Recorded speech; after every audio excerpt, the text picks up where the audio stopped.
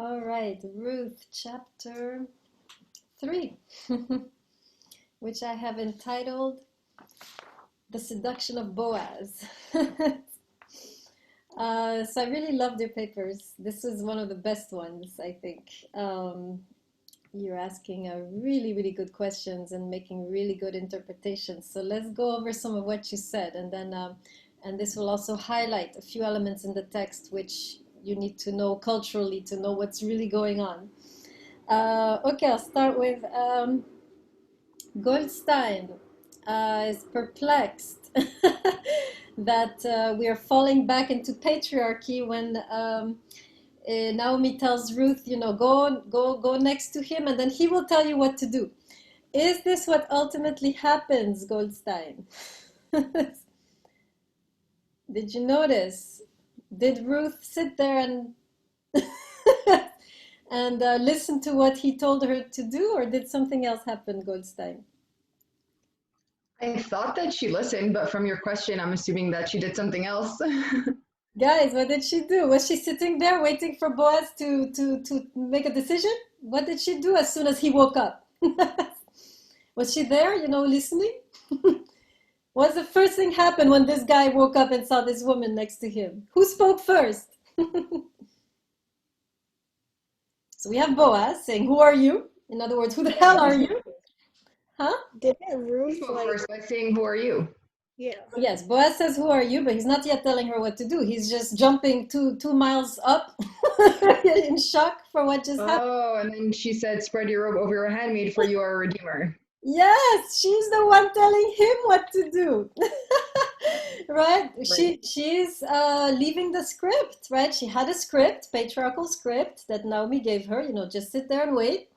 She changes the script and she tells him what to do. Right?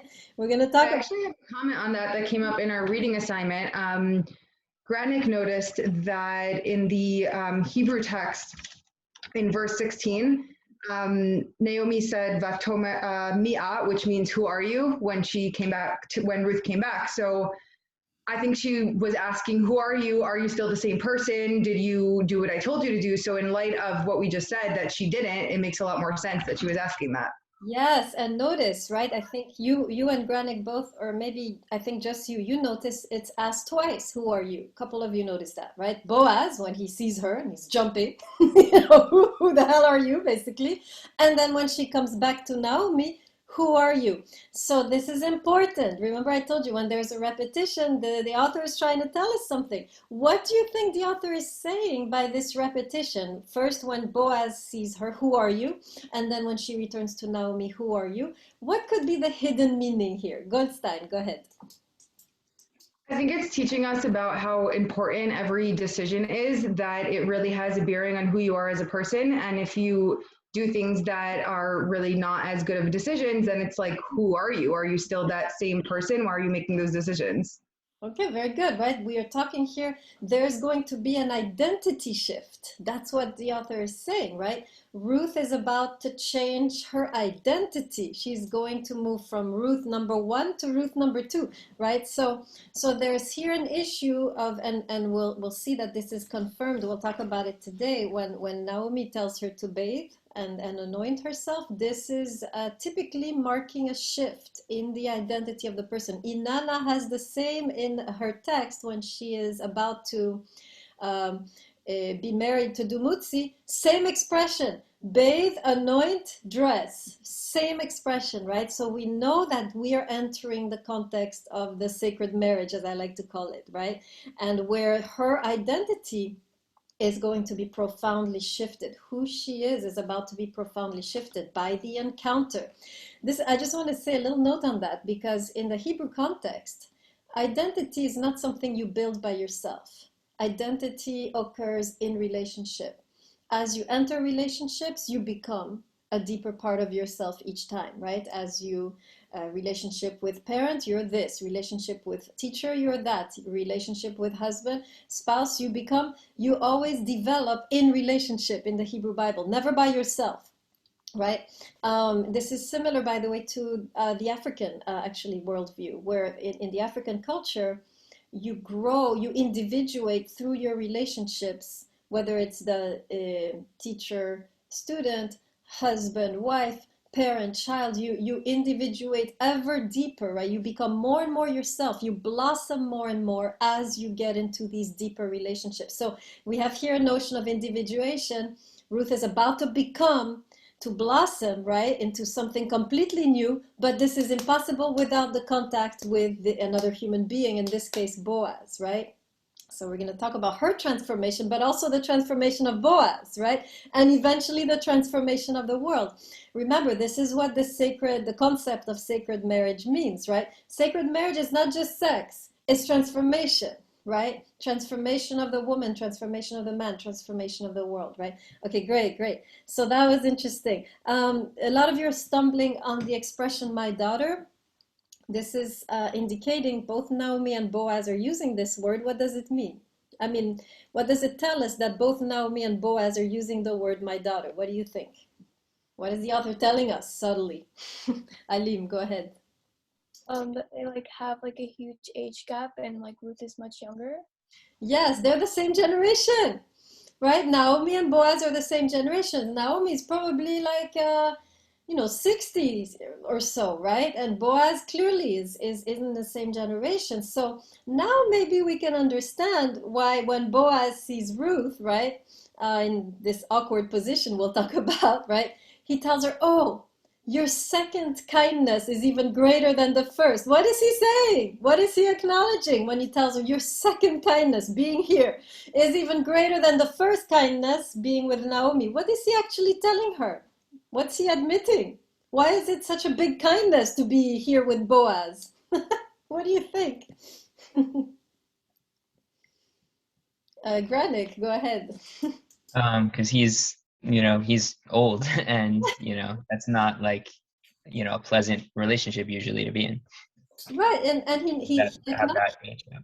he emphasized that by saying you didn't go with any of the younger men. Here you are with me, an old, how do you call it, like old man, right? And why you're still young, why would you, right there? So we're getting an insight here that Ruth is doing something that she might not be completely excited about.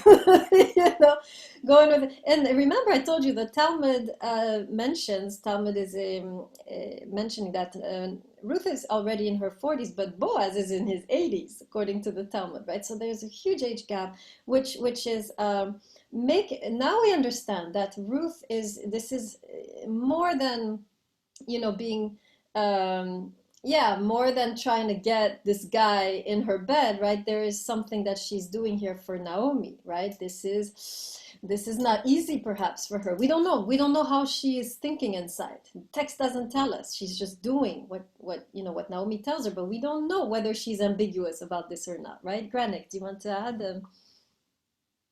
Or still be? No, okay. Sorry, my hand was over before. Okay, great. So that should have answered, Granik, your question, right? The second kindness, right? You were asking why, isn't she getting all this money from this guy? Why is this a kindness, right? Well, now you see. How would you like to be with an 80-year-old woman? Money or no money? So that's it. So yes, Goldstein, the original sugar daddy, she says in the chat. We're in this context. Great. Continuing. Actually, this might explain. We'll get there. Let's see let's see a couple more. Oh yes, Granik. Granik is wondering where all the sex is in the story. We're getting there. Right? Now, it's true. We're not in the Sumerian literature where everything is explicit. The Sumer is like, it's X-rated. I mean, you cannot give this to your children. I mean, you have like major graphic details, right? In the text we read by Inanna, you don't need much imagination to know what's happening, right? The Hebrews are in general more discreet, right? Everything is subtle. And but we're going to read about these subtleties. One of the main subtleties is the expression, which I'll talk about right now since you asked, this notion of lying at his feet, right? Let me talk about this a little bit, because a lot of you interpreted this as, oh, this is an act of submission, she's lying at his feet, right? This is not what's going on, right? The expression at his feet, let me write this in the chat, right? This is important. And this is where things get ambiguous, right? the expression feet is another word, is a way to subtly describe the genitals in the Hebrew Bible, right? You have several other texts which I can give you, which have the expression feet, and this implies clearly sexual connotation, right? So when we're saying that she uncovers his feet, what are we saying? I don't want to make you say it, but are you seeing what I'm what I'm seeing, right? This is not just like she goes and uncovers his toes, right? This is not what's going on, right? This is basically this, yeah, right. Ahmad, she gets in his pants, to use the American expression, right? Just basically, that is really what is getting, right? Just like we say about the guys, he wants to get in her pants, she's getting in his pants, right? This is what is going on. This is clearly, she's going way beyond just maidservant, lying there all chastely next to him, right? There is no chastity in this scene, right? This is clearly a provocative gesture. This is a gesture that you see prostitutes using, and this is not great for her since she comes from Moab, right? So we are really, the situation is highly charged, right? This is where the sex is, Granick. We don't know what they end up doing, but the situation is sexually charged, for sure, right? She is really, this is an act of seduction. I want to be very clear because this is the basis on what I will build on later, the importance of seduction. But clearly what she's doing, when first of all, when she's bathing, anointing, putting on some clothes, this is the whole process of seduction in the ancient Near East. When you see a woman doing this, you know she's getting ready for something. She's getting ready for action, right? And we saw Inanna, same expression. If you go back to the text, you'll see her mom telling her bathe, anoint, where in preparation for a sexual encounter with Dumutzi, right? Now, when Naomi is telling Ruth, bathe, anoint, and wear clothes, we know what she's thinking, right? And Ruth knows what she's thinking. This is going to be an act of seduction, right? And so maybe we can now address actually a few questions before I continue. Yes, any questions before I continue? Pierre-Antoine. Right, yeah. I think I asked this in my homework, but I think I understand this now. Because I don't know what verse it is, but there's like a part in the chapter where Boaz is like, let nobody know that you did this. And I was confused. I was like, why? But then like this, yeah, it makes sense now. I just had to point that out. He's in trouble if anyone finds out, right? I mean, we know that this is, I mean, it's not that it was particularly forbidden, right? Premarital sex was forbidden when it came to rape and somebody who was a virgin, right? But Ruth is not a virgin. So this is not forbidden by law, but it's still not great for him, this great man, Boaz, right? To be seen hanging out with prostitutes, right? So this is almost more to protect himself than to protect her, right? Yeah. His reputation as a man of God, right? We know he's described as a virtuous man. That goes down the drain if anyone catches that, right? Yeah. So this is happening, right? Great, Stage, you have a question? Question, Stage, yes. Yeah, it says, "Do not let it be known that a woman came to the threshing floor." What exactly does that mean? What would you say? That's what Pierre-Antoine was mentioning, right? Let No, no one no, know that you were here with me. no. It never says with me. It says that a woman came to the threshing floor. Yeah. There must be some. I mean, we keep going. What's called the what's a literal meaning behind Hebrew text. So if anybody can tell me what literally this means, threshing floor. The threshing floor is simply the place where they, Yeah, when but you bring in, what understood. But that just because it says that, that does not mean that she was with him versus sexual encounter versus just that she was there. What exactly you said? he wakes You said up. that. He wakes up and sees her lying next to him, and he is completely uncovered. That's what's called. However, does that have to mean? Well, yes, that's what I it is. don't think so. I mean, There's been it's Stage. What you think doesn't matter. It's what the text says that matters. what I think doesn't matter. The facts. are what matters. And I do not see this. One of the things that Pierre mentioned is that you weren't here, you didn't do this. That's not what it says. It says that you weren't here. Okay, let me give you a couple Please do. references for you to check for the expression feet, right? And I know I just mentioned that the expression feet is a euphemism for genitals in the Hebrew Bible. It's a subtle way to say it. If you check, you can check, and then we can talk about it afterwards, obviously. Deuteronomy 28, verse 57.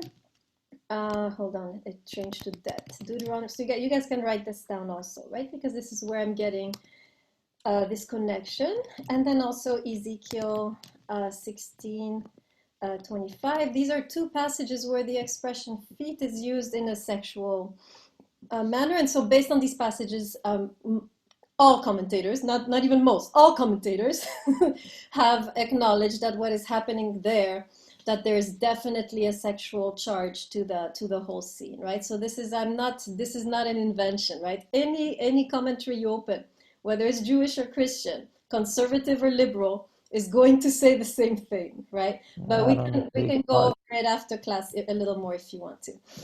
Great. Okay, going on with some of your questions, more of your questions. So, yes, now we can perhaps, well, let me wait until I get there. So, yes, Wagner is noticing, let's see, can't read my writing anymore. Yes, Wagner is noticing rightly the manipulative element of the story, right? Well done, Wagner. There is a manipulative element. And this is because, a lot of you were asking, a lot of you were shocked, right, by the scene. I think Delmas, Vargas are asking, is there really seduction going on? Like how, this is so inappropriate. Yes, it is. I agree, right? And so you are asking, both of you actually, Delmas and Vargas are asking, why didn't Naomi just do things in broad daylight, right? Why all this kind of, hanky-panky and all this hiding in the dark, right? Why do you think Naomi didn't just go up to Boaz and say, hey, yo, I'm poor.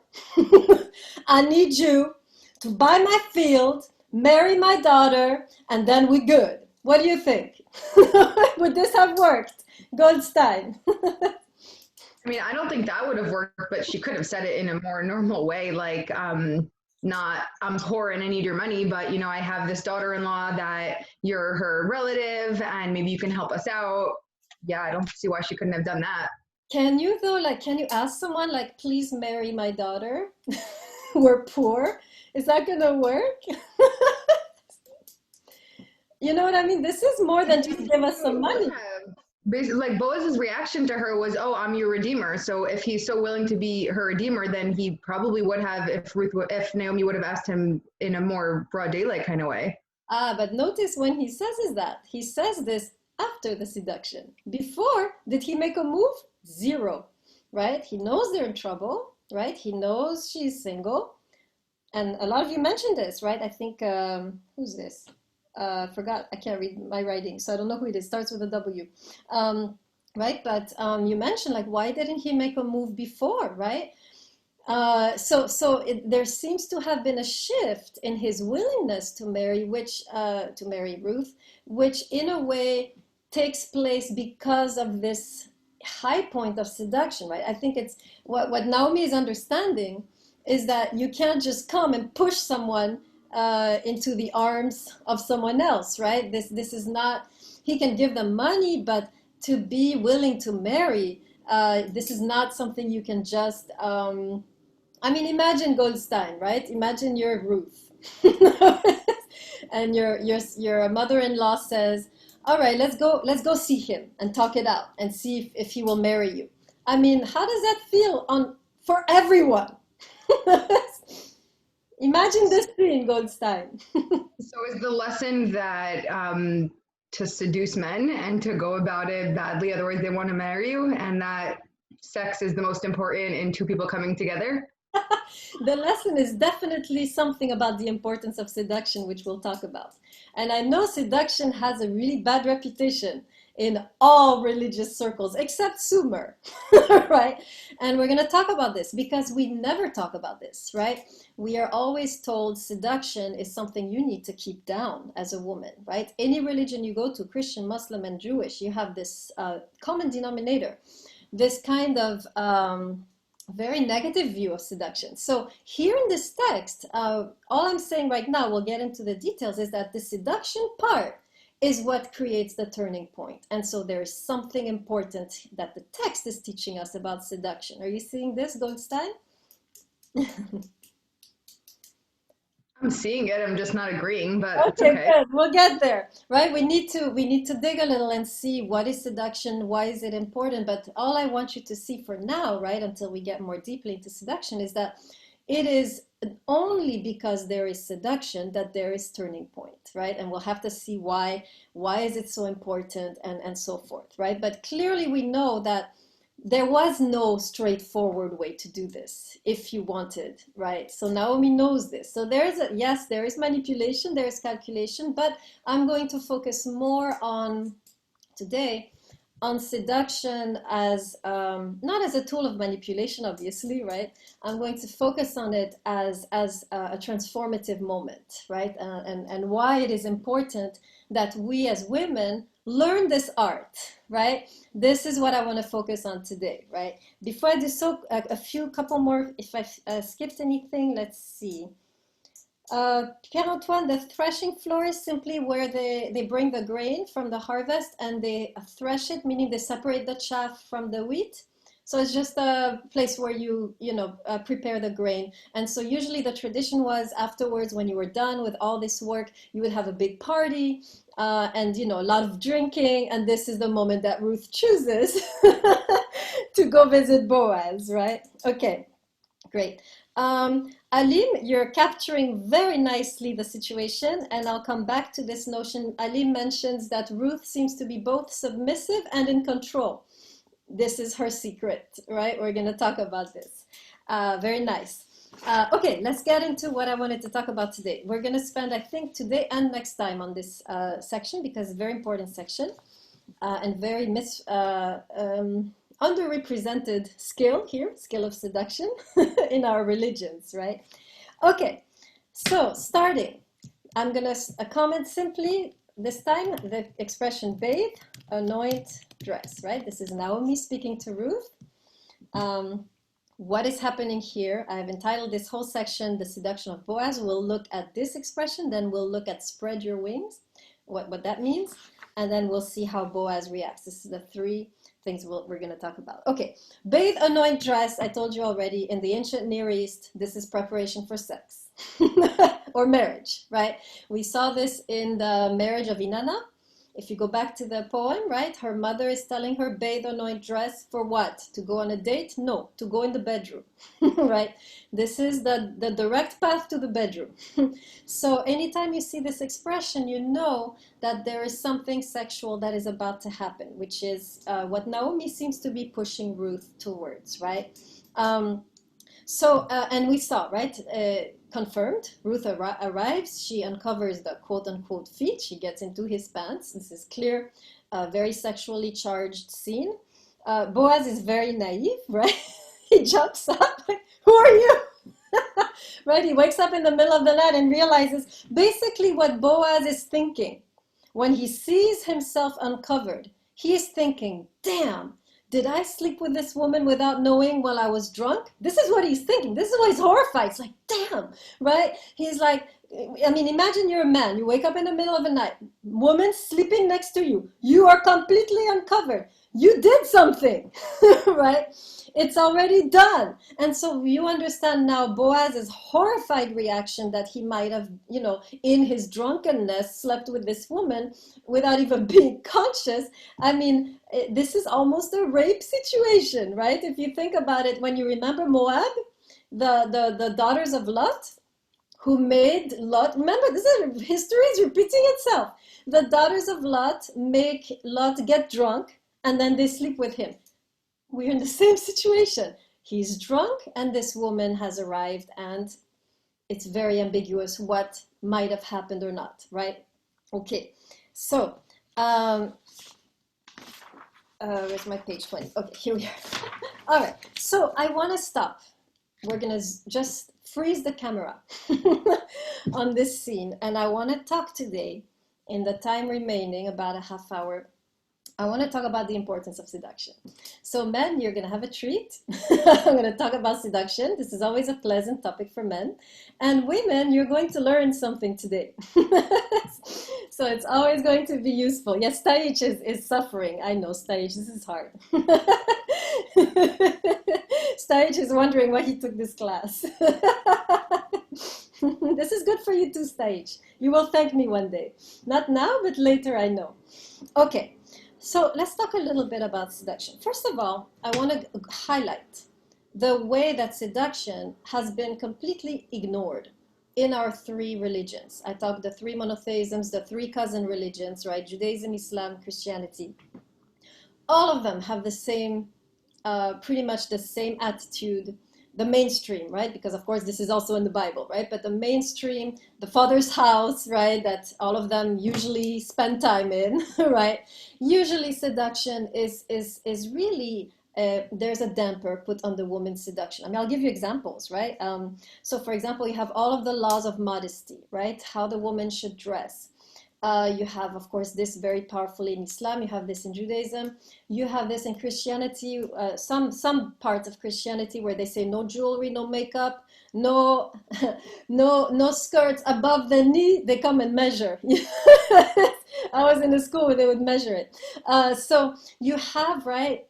You have in general. So yes, Ahmad, you bring up something important. Yes, you have moments where seduction is told in the Father's house. That's true. And especially in Islam, right? Islam is actually is the most sensual religion, believe it or not. Out of the three monotheisms, you have the most elaboration of sensual situations, like Joseph is in detail described in Islam, right? They really embroider it. So Islam actually is one of the most, and maybe that's why there's the two extremes, right, in Islam. So, so you have the laws of modesty, you have the laws of chastity, obviously, right? The woman, there are strict laws of dating in some contexts, whether it's you have, I mean, in Christianity, you have, you know, purity balls, right? I don't know if you've heard about this, but the oath of purity, the idea is to not even touch the person unless they're your husband, right? You don't even touch, right? So, I mean, by the way, I have to say, a lot of wisdom in these laws, right? I actually, to be honest, I like spending a time in the Father's house, right? I find a lot of these laws of modesty and chastity to be actually positive for passion, right? There is a lot of good in some of these laws, but too often the result is, so I get that these laws can actually heighten the passion, right? Because you can't touch, you can't see, you can't, right? With all of this forbidden stuff, everything becomes intense, right? So there's a lot of good in these laws in that sense, but the effect on women over the centuries has really been a kind of neglect on our part to develop that aspect of ourselves. That's my issue. Right? The issue is not the laws themselves and the way that they protect the couple. It's not that these laws are meant to destroy the passion. On the contrary, sometimes these laws actually heighten the passion, right? But what I have noticed is over the centuries, the effect these laws have had on women and the way that we have become less and less connected to our own sexuality, right? And this is actually a fact. If you look, I mean, you can just look at yourself to start with and ask yourself, how connected am I, right, to my body? How connected am I to my sensuality? How sensual am I, right? How seductive am I? Do I feel seductive? What is even seduction, right? I bet all of us in this class. Why I say all? Because I know it's not taught anywhere.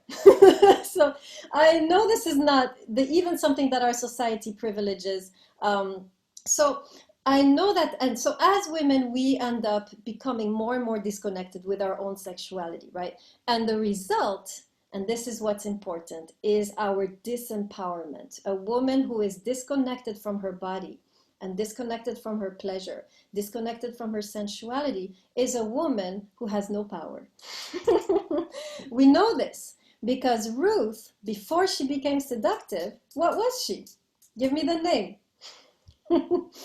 What was Ruth before she developed this aspect of herself? What was she in the eyes of Boaz?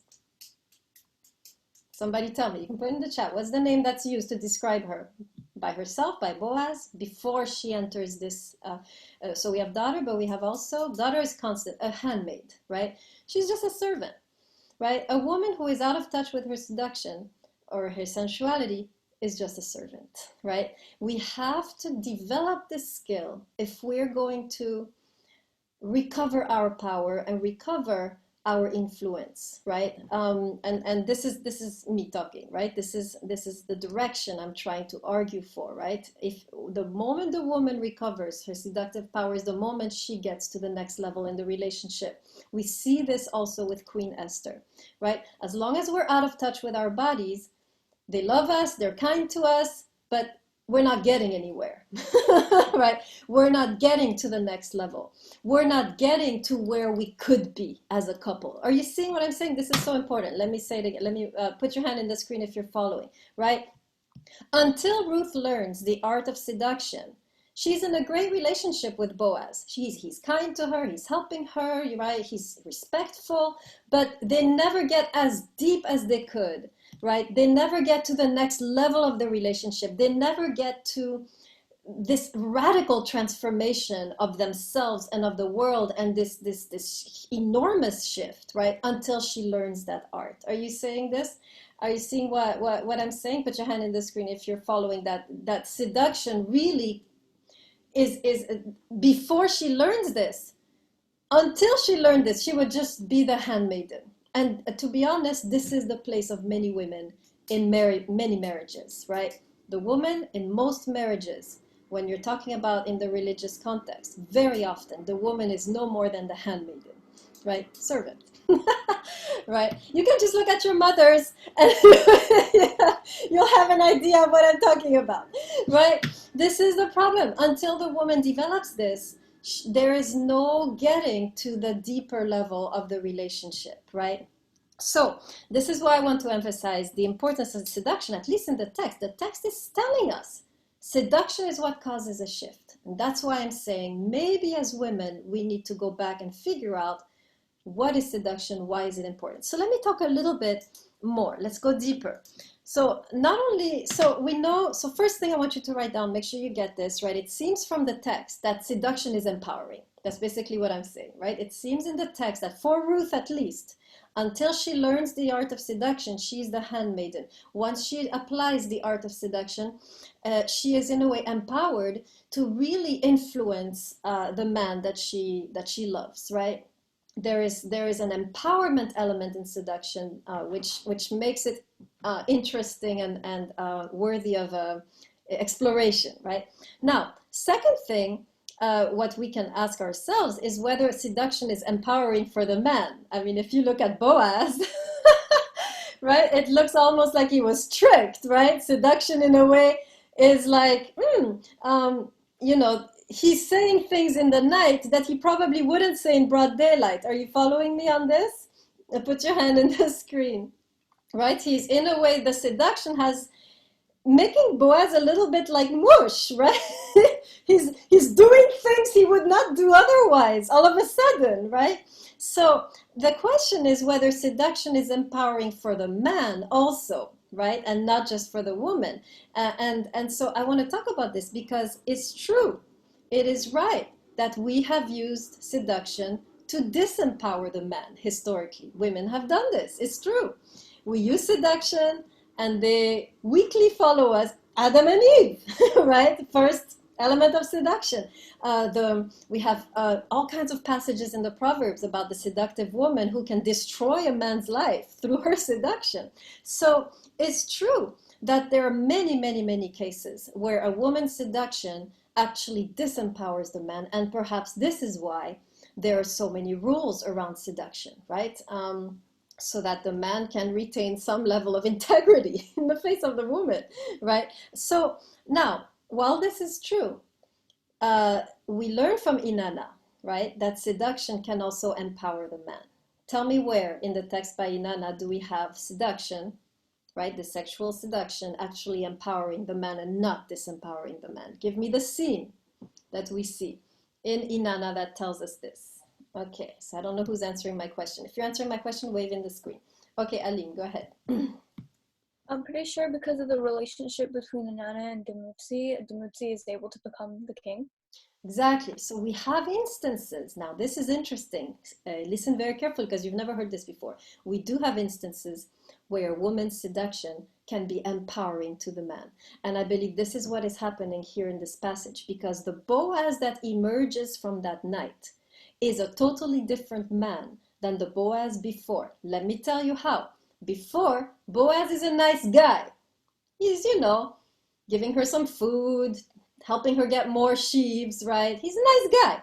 After, he becomes truly a man of kindness, or remember the word I used, chesed, right? This is when Boaz really gets to the next level of loving behavior. Before, he's just nice. After, he's going way beyond what is required of him. He's really stretching himself, right? Remember, Boaz is not, there is no responsibility that he has for these women. We know this. Why? I told you, right? The law of redemption. There's someone else closer who can do it, right? Redemption of the land. Levirate, right? Marrying the widow. This is for the brother, not for him. He has no duties towards these women, right? There is nothing that the law requires him to do for these women, right? And yet here he is stretching the law so that he can do something for these women. He's now entering his actions have broadened now and taken the scope of chesed versus just Mr. Nice Guy. Are you seeing how Boaz has transformed? Put your hand if you're following. Okay, so in this sense, I'm saying, yes, he does look like mush, and he does say at one point, I will do for you everything that you ask, right? But he ends up actually empowered by this, right? So this brings me to, so I'm thinking, right? As I'm preparing for the class, there seems to be two kinds of seduction, right? And of course, we want to learn the right kind. First kind of seduction, disempowers the man, right? We use sexuality and get him to do whatever we want to. We're doing this, all of us are doing this all over the world right now. Using our seductive powers to get the man to give us some money, to give us marriage, to give us a child, to do this, to do that. This is happening all over, in Queens, everywhere. You might be doing it right now, right? But there's a second kind of seduction, one that also empowers the man. And the difference between the two is that the first one is merely sexual. The second one is sexuality allied with love. This is the key to empowering seduction, is to have this is to be able to not only be sexual, but to also be loving, and to not only be loving, but to be sexual. You see how we need to bring the two together. When a woman is able to bring the two together, love and sex, right? When she's in touch with her heart, when she's in touch with her body, right? When they are both involved in the relationship, she has limitless power, not only to empower herself, but to empower the man that she is with. Let me say that again so you can write it down, right? This is important. When a woman is able to align her love with her sexuality, in other words, when she's able to encounter a man with both of these, vibrant, right? With her sexuality vibrant, with her love vibrant, and both are there, she has infinite power, not only to empower herself, right? But she has infinite power to empower the man she is in. She is capable of giving him the throne. And we see how Ruth, right? Through the way that she's able to blend love and seduction, right? She brings that man out of the shadows into royalty, right? He becomes an ancestor of the Messiah, right? He becomes a man of chesed, not just a nice guy, Mr. Nice Guy. Boaz is Mr. Nice Guy until Ruth comes in his life. Now he is somebody, by the way, we'll talk about this, he's described with a language which is normally attributed to God. So we also have a divine masculine awakening there, right? Ruth, I'm saying, represents the divine feminine, but she awakens in Boaz the divine masculine, and we'll talk about that, right, when we get to it. So that's the idea here. And I guess the mechanics of it is as follows, and then I'll get your questions, I promise. I've been thinking a lot, right, about why seduction is important. Because to be honest, if you're not used to really, if you've been taught all your life not to do it, you have to have a good reason to get started. I guess that's how I would put it, right? Like, why should I go through all this trouble, right, and become seductive, right? If I've been taught all my life not to do it, why should I go through all this trouble? Well, let me explain what I think is at play. And here I want you men to listen carefully and to tell me whether you think I'm right or wrong. Okay, I need your feedback because I came up with this by myself. And so I want to know whether I'm onto something. So guys, are you ready to confirm what I'm saying or not? Ahmad, Kestenbaum, Stage, where are my guys? Granik, Wagner. Okay, thank you. So please listen carefully and tell me if I'm onto something or if I'm completely wrong. Here's what I think. When you're seducing a guy just physically, right? No heart involved, no emotions, right? You're just good looking, you know how to move, you know. This will release the man's body, right? He will give you what you want sexually, no problem, right? But to release a man's heart, there needs to be more, right? This is what I think from my encounter with men. This is the conclusion I've come to. So you'll have to confirm or not, right? That you can release a man's body doesn't mean you release his heart. The only way to move a man's heart is that love be also involved, right? In other words, and you need both. So let me explain and make sure, men, you're listening, you're confirming or not, right? Here's what I think.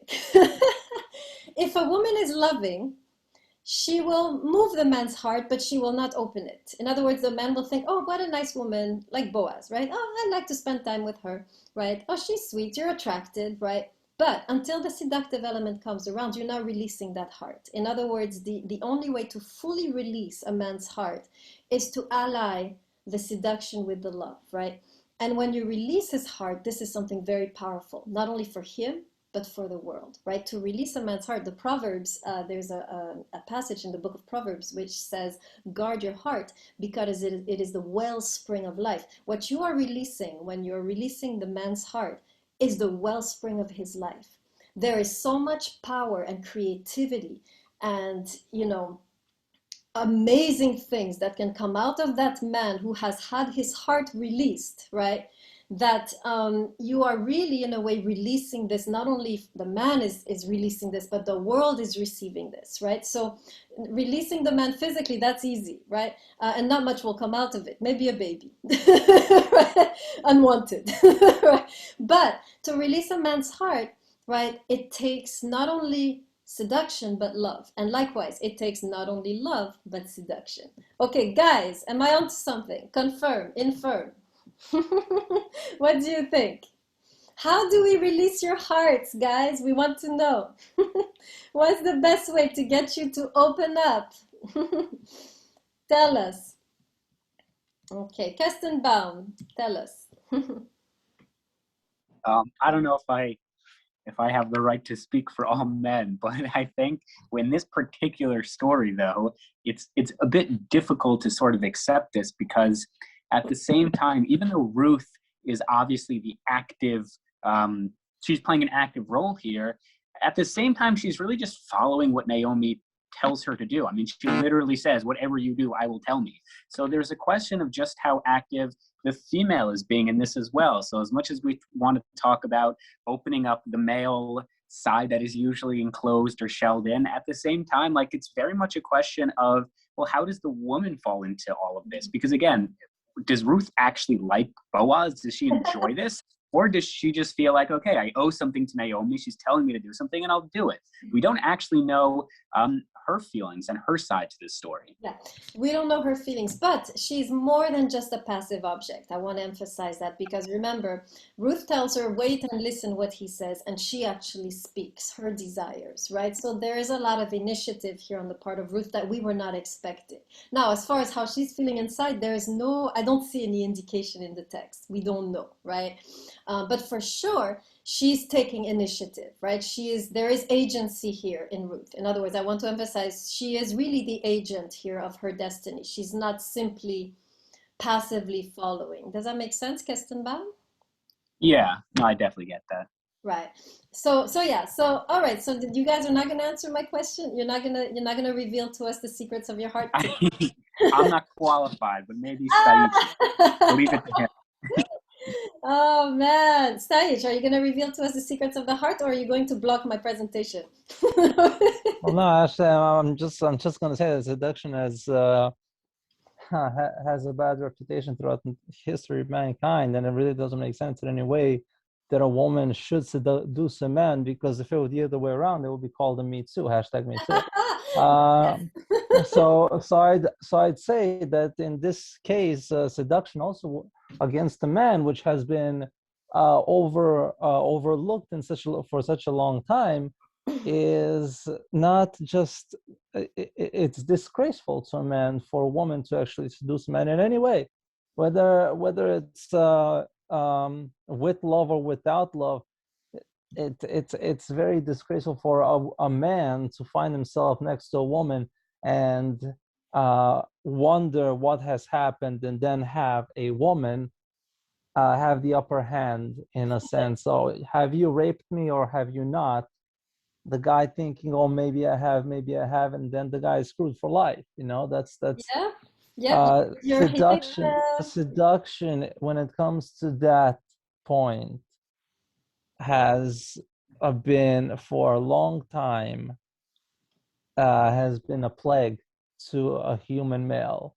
And I will say that seduction plays no part in male strength, no All right. part in See, male this is so dignity, no interesting. part in. See, I love it. I love it because you're confirming to me what I'm up against, right? What this story is up against, right? You're really confirming to me the difficulty that we have, both male and female, right? To acknowledge the importance of seduction, right? And yes, it's true that as a male, there is something which is, how shall I put it? Which is uncanny about seduction, because seduction has an effect, right? Whether you like it or not. And so there is an element that seduction moves one, whether one is ready to or not, right? Is Boaz ready to get married? And yet he is moved to marriage through the act of seduction. So you're right. But you're just, it's the way you put things just really emphasizes to me how difficult it is to talk about seduction. Even now, right, in the 21st century, there is so much that is heaped against it, right, against the woman's ability to seduce the man, right? So thank you. Yeah, that really highlights what I feel this teaching is up against, right? Ram, go ahead. I actually agree with Taich. And I just wanted to add, I think men like a chase more than to be seductive. Like they like to chase rather than the woman, they, of course, if somebody seduces them, of course, being a man, they would accept it and like it, but I don't think that's gonna keep their heart. That's my take on this. Yes, this is a good point. And in fact, Ruth is actually, the way she asks, we'll talk about this next time, right? But the way she frames her desire is extremely open-ended, right? In other words, she's not pushing. Like, we'll talk about what she says, right? She tells him, spread your wing, right? For you are a redeemer. I'm going to talk about the words that she uses, right? And what we're going to see is that in those words, she's actually creating a lot of space for what you call the chase, right? She's giving him a lot of leeway, a lot of, what do you call it? Leverage, right?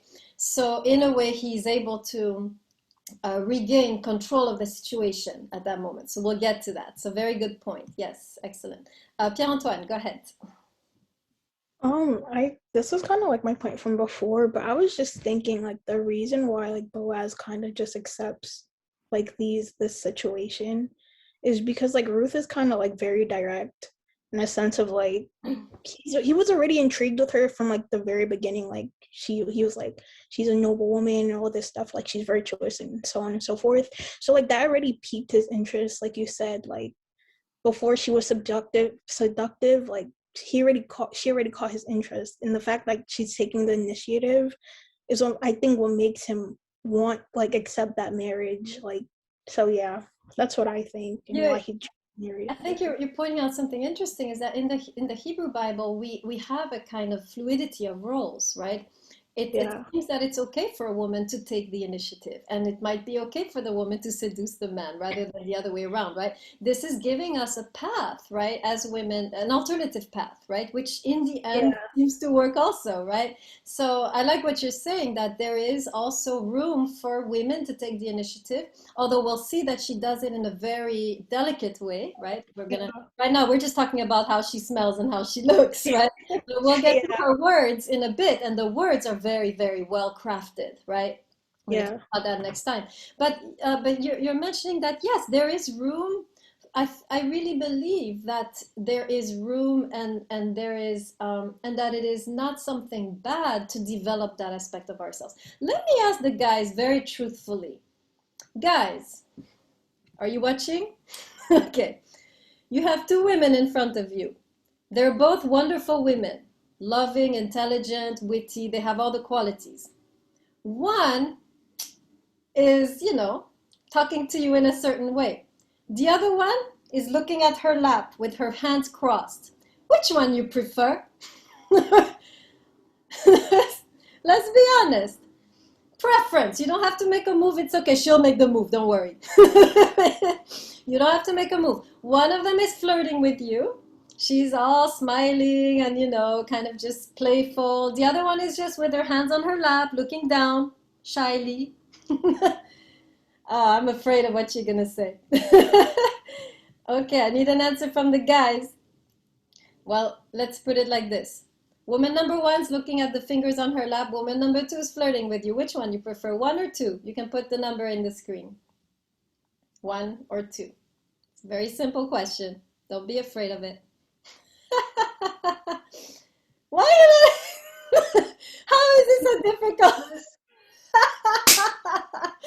Oh, you guys are killing me. Do it for us. We need to know. Is it important for you that we smell good and that we dress nice and that we, are playful with you, or you don't give a damn? Because if you don't give a damn, this is a load off of our shoulders. It's one or two. One, she is no good smell, no good clothing, just sitting there in the dark. Number two, smelling good, looking good, smiling at you. Which one you prefer? You don't need to go with her. You can stay where you are. No date. Don't need to touch her. One or two, guys. Be truthful. You can put it in the chat too if you don't want to be on record, because this is on YouTube, right? You put it in the chat. Yes, I know, Staich, your hand is raised. I know. What I want to know is your finger, one or two.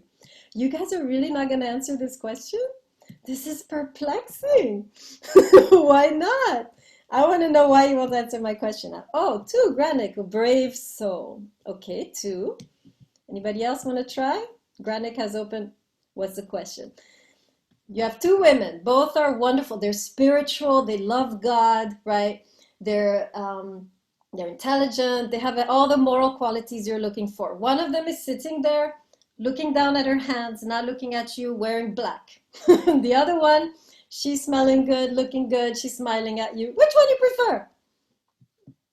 Okay. Ahmad. Ahmad prefers the first. Stage prefers the first. I'm gonna ask you why. Why do you prefer the first? Is it easier? That's what I would like to know. Is the other one a little more difficult to control? Might she start doing this with other people? Is this what you're thinking? Are you seeing? This is going very deep. This is going very... What are you afraid of with the second one? I'd like to know. What is making you afraid, or why are you worried about the second one? I'm curious.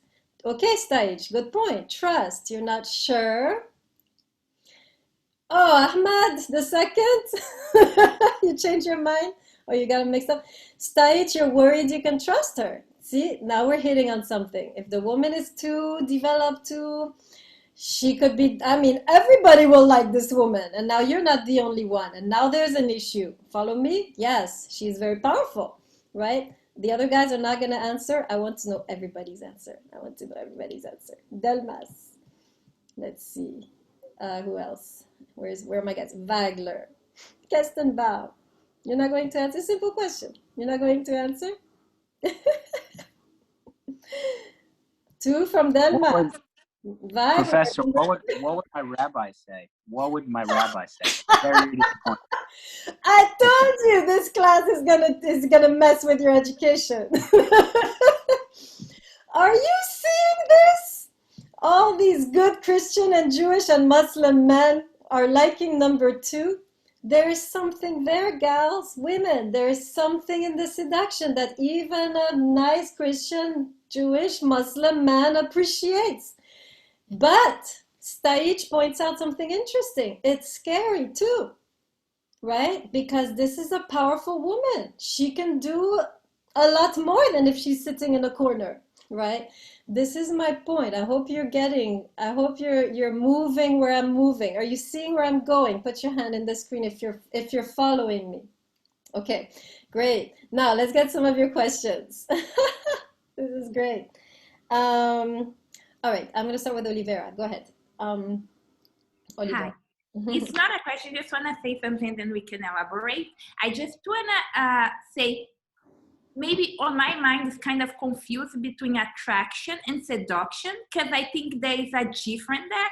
And then I find this seduction that you speaking about that creates healing has nothing to do how a person dress or how a person kind of put oil on herself, but must something that wakes up something in the man that makes him act. It's just something on her that wakes up something on him. Yes. And then he wants to pursue that, because most men doesn't like the idea that this woman is doing something to me. They like to think, oh, I want her. Mm-hmm. So it kind of has to be like, you have to make him like you, but you cannot make him know that you are making him like you. All has to come out of his idea.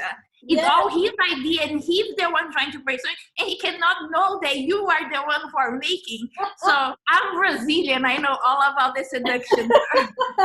Yes. I love what you said. This is confirming, normally, guys, you have to know in this class, for this particular section on the Hebrew goddesses, I meant to teach this only to women, right?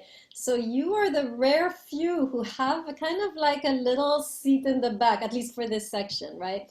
You get to listen, right, to some of the teachings that are meant for women only. You're right, Olivera, this is not a good thing to share, right? About the empowering of women and the empowering of men. But I do think that it's important to know that a woman, right? I think the thing I want you guys to leave with.